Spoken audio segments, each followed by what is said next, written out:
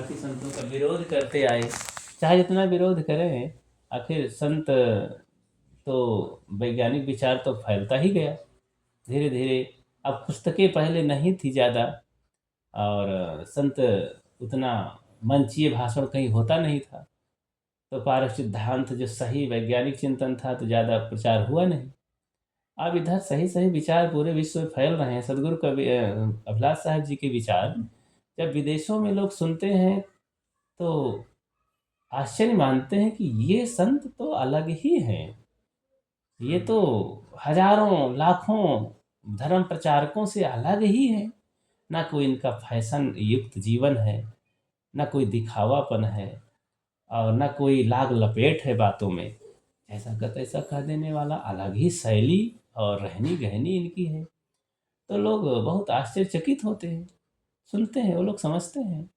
अभी इधर पारकी संतों के विचार जो सुनते हैं सही, तो लोग भी सोचते हैं अरे ऐसा तो सुने नहीं, तो खुश होते हैं। अब ऐसा कहने वाले भी कम हैं और सुनकर चलने वाले भी कम हैं। वो तो कम ही है। है?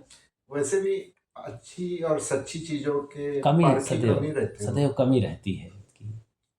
तो उसके लिए सभी सब जानते हैं। संत कहते हैं आकाश में देखो तो तारा गण बहुत है, सूरज एक है। सूरज। तो अब सूरज बहुत नहीं है, लेकिन सूरज के समान ये हजारों करोड़ों तारागण कुछ नहीं है। और उसके जब निकलता है तो सब लुप्त हो जाते हैं। ऐसे ही जब वैज्ञानिक चिंतन सदगुरु कबीर का पारकी संत कहते हैं तो चाहे जितना ये झूठाई का प्रचार करें सब लुप्त हो जाते हैं। तो सही समझने वाले एकदम सब झाड़ देते हैं, ये सब कुछ नहीं, तो बहुत बेकार है, हम लोग तो फंसे थे अभी तक।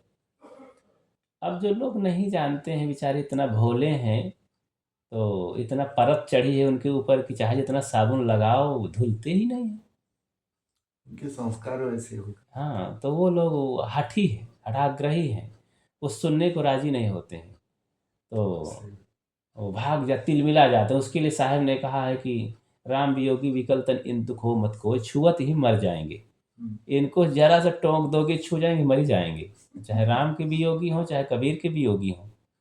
तो कबीर के नाम पर जो है कि कबीर साहब तो सतलोक से आए, हम सबको वही सृष्टि रचते हैं। वो कहते हैं ना कि वही सृष्टि रचते हैं और चारों युगों में आते हैं। अरे चारों युग में आए तो इसका मतलब कबीर मुक्त नहीं है, पहले सिद्ध हो गया। अब ऐसे संसारी जीव का जो आवाजाही में पड़ा है, आवागमन में पड़ा है, तो ऐसे लोगों की हम सेवा करके क्या मुक्ति पाएंगे? मुक्ति के लिए तो भक्ति हम कर रहे हैं, साधना कर रहे हैं। जब हमारा इष्ट, हमारा भगवान ही आकर के यहाँ दुख सुख झेल रहा है, तो उनकी आराधना करने से हमको क्या मिलेगा? छोड़ो ऐसे कबीर को फिर। लेकिन नहीं, कबीर ऐसे नहीं है कच्चे दागे के। तो वो तो कहा ज्यों की त्यों धर दीनी चदरिया। तो जैसा का तैसा शुद्ध पवित्र जीवन लेकर आए थे जन्म जन्म का, और सारा मूर्छा छुड़ा करके, चंग छुड़ा करके साफ सुथरा चले गए, एक भी दाग नहीं लगाए। तो लेकिन ऐसे सदगुरु कबीर को लोग नहीं समझते हैं, और न बीजक पढ़ते हैं न सुनते वही तो हैं। प्रॉब्लम है सर, पढ़ते ही नहीं है। हाँ, न ऐसे संतों की बात सुनते, हट हट है, जिद्दी हैं लोग, मानते ही नहीं सच सच सच्चाई को। तो ठीक है, संसार रहेगा, सब भटकते रहेंगे, स्वयं भटकते हैं अपना। लेकिन कहने नहीं, काल निरंजन के चक्कर में सब पार की पड़े हैं। ये काल निरंजन की चेला है। तो ऐसे लोगों से बात करके कोई मतलब नहीं।